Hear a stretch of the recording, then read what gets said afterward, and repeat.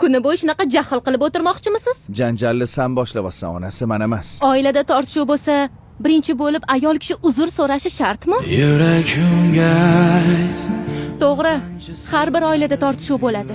Lekin hammasida ham kechirim uchun birinchi qadamni ayol kishi tashlashi shart emas-ku.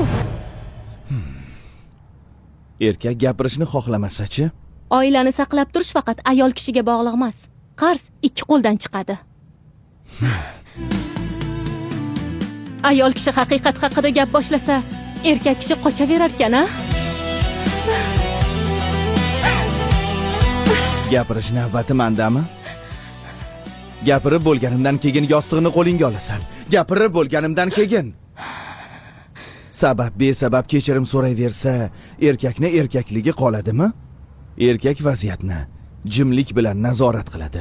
Ayoliga qilgan kichik hazillarida, ro'zg'orida, ishdan charchagan tanasida bor uni kechirimi.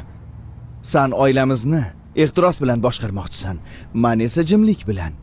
Shunda ikki qo'ldan chiqadimi qarz? Jufti halolini sevish so'zda emas, yurakda bo'ladi. Undan so'rachi. Bu yurak halolisiz bir kun bo'lsa ham yashay olarmikin? Endi esa yostiqni och.